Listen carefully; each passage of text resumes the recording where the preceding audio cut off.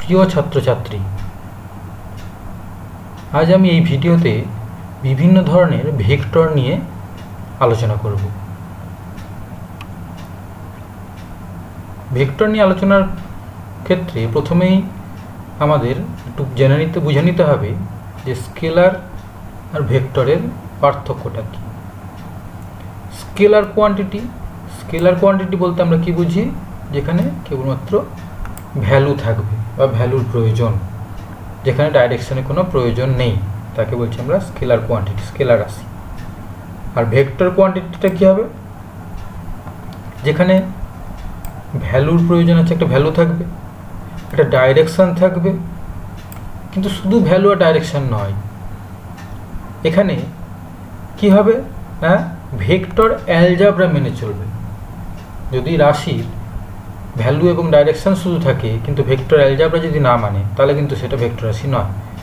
যেমন তড়িৎ প্রবাহ মাত্রা, তার ভ্যালু আছে, ডাইরেকশান আছে, কিন্তু ভেক্টর অ্যালজাবরা মেনে চলে না, তাই সেটি ভেক্টর রাশি নয়।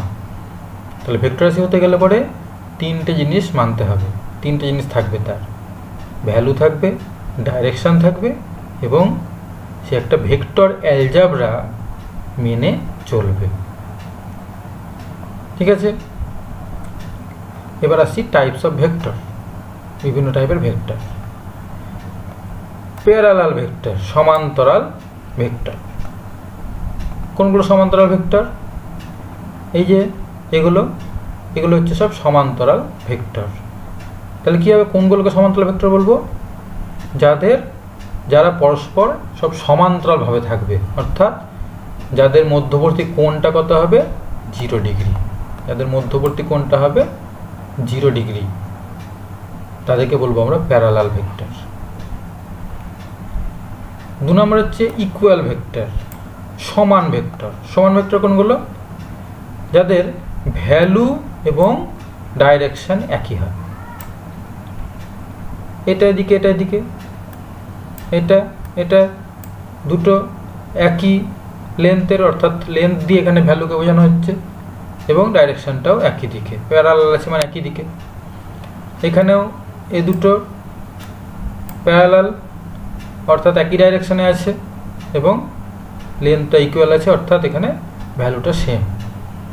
তো ইকুয়াল ভেক্টর বলতে সেই সমস্ত ভেক্টরগুলোকে আমরা বুঝবো যে সমস্ত ভেক্টরগুলির ভ্যালু মানে তার মান এবং দিক একই থাকবে, অর্থাৎ এখানেও ভেক্টর দুটির মধ্যবর্তী কোণ কত হবে? 0 ডিগ্রি। ঠিক আছে। 3 নম্বর হচ্ছে অ্যান্টি প্যারালাল ভেক্টর, অর্থাৎ সমান্তরাল কিন্তু দিকটা বিপরীত দিকে সমান্তরাল ভেক্টর। তাহলে এই দুটো পরস্পর সমান্তরাল কিন্তু এর ডাইরেকশনের দিকে, এটা পরস্পর সমান্তরাল কিন্তু দুজনের ডাইরেকশন বিপরীত দিকে, এটা হচ্ছে অ্যান্টি প্যারালাল ভেক্টর। তাহলে এদের মধ্যে অ্যাঙ্গেলটা কত হবে? এদের অ্যাঙ্গেলটা হবে 180 ডিগ্রি। নেগেটিভ বা অপোজিট ভেক্টর, বিপরীত ভেক্টর যেটাকে বলছি, এটাও অ্যান্টি প্যারালাল ভেক্টর, কিন্তু এর ভ্যালুটা হবে সেম। ডাইরেকশনটা ঠিক অপোজিট থাকবে কিন্তু ভ্যালুটা থাকবে সেম। এটার মতোই এখানে ভ্যালুটা আলাদা, এখানে ভ্যালুটা সেম। ঠিক আছে, same value but opposite direction. আর অ্যাঙ্গেলটা কত হবে? এখানে অবশ্যই অ্যাঙ্গেলটা কত হবে? 180 ডিগ্রি।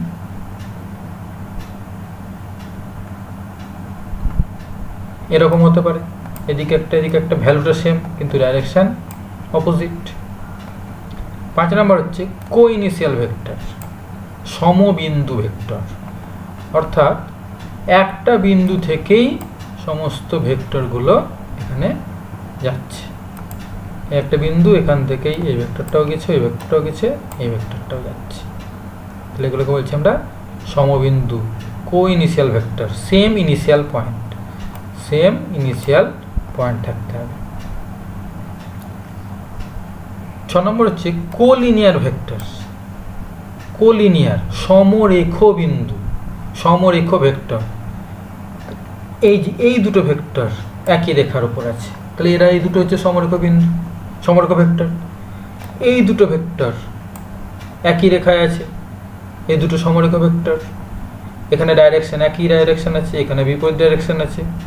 এখানে ডাইরেকশনটার কোনো ব্যাপার নেই, ডাইরেকশন একই হতে পারে, ডাইরেকশন বিপরীত হতে পারে। এখানেও কি আছে, এই দুটোর ক্ষেত্রেও ডাইরেকশনটা অপোজিট আছে, এখানে ডাইরেকশনটা একই আছে। তাহলে এখানে চারটি হচ্ছে সমরেখ ভেক্টর। ঠিক আছে, যে কোপ্লেনার বা এক তলীয় ভেক্টর, একই তলে অবস্থিত। তাহলে একটা তলে, এই যে কাগজের তলে যতগুলো ভেক্টর আঁকি না কেন সবাই একতলীয় ভেক্টর। এই প্লেনে যতগুলো ভেক্টর এখনো পর্যন্ত আঁকা হয়েছে সবই একতলীয় vector. In the same plane, same প্লেনে যতগুলো থাকছে একই তলে থাকছে সবাই একতলীয় vector, coplanar vector. Concurrent vectors, সহগামী ভেক্টর। ভেক্টরগুলো যাচ্ছে তারা যদি একটা কমন পয়েন্ট দিয়ে যায়, ভেক্টরগুলো যদি একটা কমন পয়েন্ট দিয়ে যায় তখন তাকে বলা হচ্ছে সহগামী, কনকারেন্ট ভেক্টর। এই তিনটে ভেক্টরই এই বিন্দু দিয়ে গেছে, একটা নির্দিষ্ট বিন্দু দিয়েই ভেক্টর তিনটে যাচ্ছে, তাই এই তিনটে ভেক্টর হচ্ছে কনকারেন্ট ভেক্টর বা সহগামী ভেক্টর। নেক্সট হচ্ছে নাল ভেক্টর বা জিরো ভেক্টর, শূন্য ভেক্টরটাকে বলছি আমরা। শূন্য ভেক্টর তার মানে তার একটা ডাইরেকশান থাকবে, কিন্তু ডাইরেকশান থাকবে কিন্তু ভ্যালুটা হবে zero, zero value, zero value. তার কোনো ভ্যালু থাকবে না কিন্তু একটা ডাইরেকশান থাকবে। যেমন এখানে দেখানো হচ্ছে একটা এ ভেক্টর প্লাস মাইনাস এ ভেক্টর, তাহলে কি জিরো ভেক্টর, কিন্তু জিরো ভেক্টর এটা, অর্থাৎ তার একটা ডাইরেকশন আছে। নেক্সট পয়েন্ট হচ্ছে ইউনিট ভেক্টর। এটা সবচাইতে ইম্পর্টেন্ট, এটা সবচাইতে ইম্পর্টেন্ট ইউনিট ভেক্টর, একক ভেক্টর যাকে বলা হচ্ছে। জিনিসটা কি, এর মান হচ্ছে 1, ভ্যালু 1, কিন্তু তার একটা ডাইরেকশন আছে। এখানে যেমন দেখলাম ডাইরেকশন আছে, ভ্যালু 0, এখানে কিন্তু তা নয়, এখানে ভ্যালুটা হচ্ছে 1 কিন্তু ডাইরেকশন আছে। ইউনিট ভেক্টরটা কি, কিভাবে আমরা প্রকাশ করব, সেই ভেক্টরকে যদি তার ম্যাগনিটিউড দিয়ে আমরা ডিভাইড করি তাহলে পেয়ে যাবো ইউনিট ভেক্টর। একটা ভেক্টর রাশি, ভেক্টর রাশি কি, দুটো রাশির সমন্বয়, একটা হচ্ছে তার ভ্যালু আর একটা হচ্ছে তার ডাইরেকশন। ভ্যালু আর ডাইরেকশন মিলে একটা ভেক্টর রাশি তৈরি হচ্ছে। মান, ভেক্টর রাশি সমান কি, তার মান এবং অভিমুখ। তাহলে শুধু যদি অভিমুখ দেখি আমরা, তাহলে অভিমুখ সমান কি হবে, তাহলে তাহলে ভেক্টরকে তার মান দিয়ে ম্যাগনিটিউড দিয়ে ডিভাইড করতে হবে, তাহলেই পাবো আমরা এখানে ইউনিট ভেক্টর। তাহলে ইউনিট ভেক্টরকে ক্যাপ, ক্যাপ দিয়ে প্রকাশ করা হয়। তাহলে এ ভেক্টর ইউনিট ভেক্টর যদি এ ক্যাপ হয় তাহলে এ ক্যাপ সমান কত, এ ভেক্টর বাই এ, যে এ ভেক্টর সমান এ ইন্টু এ ক্যাপ, অর্থাৎ মান আর অভিমুখ। তাহলে অভিমুখ সমান কি, ভেক্টর বাই তার মান। তাহলে এ ক্যাপটা কি, এখানে এ ক্যাপটা হচ্ছে একক ভেক্টর, এ মাথায় অ্যারো, এটা যে ভেক্টর রাশিটা, আর এ শুধু এটা এ, এটা যে ভেক্টর রাশির মান বোঝাচ্ছে এখানে। ঠিক আছে, একক ভেক্টর তাহলে কি বোঝাচ্ছে, একক ভেক্টর কোনো ভেক্টরের রাশির অভিমুখকে বোঝায়। একক ভেক্টর দিয়ে আমরা কোনো ভেক্টর রাশির অভিমুখকে বুঝে থাকি। একটা পয়েন্ট মনে রাখবে, এটা কোনো ভেক্টর রাশিকে তার মান দিয়ে ভাগ করলে একক ভেক্টর পাওয়া যায়, যেটা আমরা দেখছি এখানে। ঠিক আছে, a unit vector is used to specify the direction of a vector, specify the direction of a vector. Next হচ্ছে বেস ভেক্টর। বেস ভেক্টর বলতে আমরা কি বুঝি, সাধারণত কার্টেসিয়ান কোঅর্ডিনেট এটাকে ধরা হয় বেস ভেক্টর।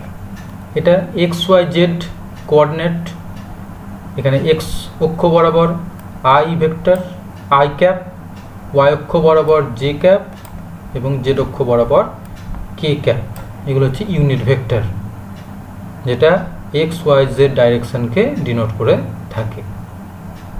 তাই এই কার্টেসিয়ান কোঅর্ডিনেট এই সিস্টেমটাকেই বেস ভেক্টর হিসাবে ধরা হয়।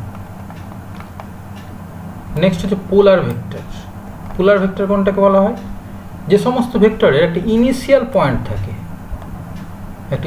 পয়েন্ট থাকে, অথবা একটা পয়েন্ট অফ অ্যাপ্লিকেশান, অর্থাৎ যে পয়েন্টে আমরা কোনো কিছু করতে পারি সেরকম একটা পয়েন্ট থাকে, এই ধরনের যে ভেক্টর তাদেরকে বলা হয় পোলার ভেক্টর। যেমন একটা বৃত্তপথে যদি কোনো বস্তু কণাকে ঘোরানো হয়, সেক্ষেত্রে একটা ইনিশিয়াল পয়েন্ট থাকে, সেই পয়েন্টটাকেই বেস করেই বস্তুটা ঘুরে, বা সেখান থেকে একটা ডিসপ্লেসমেন্ট থাকে। তাহলে এই ধরনের ভেক্টরকে আমরা বলতে পারি পোলার ভেক্টর। যেমন ডিসপ্লেসমেন্ট, ফোর্স, একটা ফোর্স অ্যাক্টিং হচ্ছে কোনো একটা পয়েন্টের ইনিশিয়াল পয়েন্টের সাপেক্ষে, তাহলে এগুলো হচ্ছে পোলার ভেক্টর। নেক্সট হচ্ছে অ্যাক্সিয়াল ভেক্টর। অ্যাক্সিয়াল ভেক্টরটা অ্যাকচুয়ালি রোটেশনাল মোশনের সঙ্গে সম্পর্কযুক্ত। রোটেশনাল মোশনে যে ভেক্টর রাশিগুলো আছে তাদের ভেক্টর অ্যাক্সিস বরাবর, অর্থাৎ অক্ষ বরাবর ক্রিয়া করে। ভেক্টরের অভিমুখটা হয় অক্ষ বরাবর, সেই জন্য এটাকে বলা হয় অ্যাক্সিয়াল ভেক্টর। এবং অক্ষ বরাবর কীরকমভাবে হয়? একটা নির্দিষ্ট নিয়ম মেনে, রাইট হ্যান্ড স্ক্রু রুল বা রাইট হ্যান্ড থাম্ব রুল, এই নিয়ম মেনে অ্যাক্সিস বরাবর তার ডাইরেকশানটা হয় রোটেশনাল মোশনের যে ভেক্টর রাশিগুলো আছে সেগুলোর ক্ষেত্রে। যেমন angular velocity, angular acceleration, angular displacement, এগুলো সবই হচ্ছে অ্যাক্সিয়াল ভেক্টর। এর অভিমুখটা কীরকমভাবে হয়? যে বললাম right hand rule, thumb rule বা রাইট হ্যান্ড স্ক্রু রুল। যদি একটা ডান পাকের স্ক্রুকে আমরা ঘোরাই, যে ডান দিক থেকে ঘুরছে এরকমভাবে, ডান পাকের স্ক্রু ঘুরছে এখানে, তাহলে এই দিকে যদি ঘোরে তাহলে স্ক্রুটা কোন দিকে যাবে? স্ক্রুটা যাবে নিচের দিকে, তাই ভেক্টরটা ডাইরেকশন হবে নিচের দিকে। কিন্তু স্ক্রুটা যদি অ্যান্টি ক্লকওয়াইজ ঘোরে, এটা ক্লকওয়াইজ ঘুরছিল, এটা অ্যান্টি ক্লকওয়াইজ ঘুরছে, অ্যান্টি ক্লকওয়াইজে ঘুরলে পরে স্ক্রু এর অভিমুখটা কোন দিকে? উপর দিকে উঠবে, তার ডাইরেকশনটা হবে ওপরের দিকে। আর থাম্ব রুল যদি বসাই রাইট হ্যান্ড, তাহলে আমরা যদি ডান হাতের 4টে আঙুলকে এই বরাবর রাখি, এই অভিমুখে, তাহলে বুড়ো আঙুলটা যেদিকে থাকবে সেদিকটা হবে অক্ষের অভিমুখ। যদি আমরা এরকমভাবে রাখি আঙুলগুলো এই ডাইরেকশানে, অর্থাৎ এই ডাইরেকশানে যদি থাকে আমাদের আঙুলগুলো, তাহলে বুড়ো আঙুলটা থাকবে কোন দিকে? ওপর দিকে। তাহলে এইটা হবে ভেক্টরটির ডাইরেকশন। ঠিক আছে, তাহলে এই ভিডিওতে এই পর্যন্তই।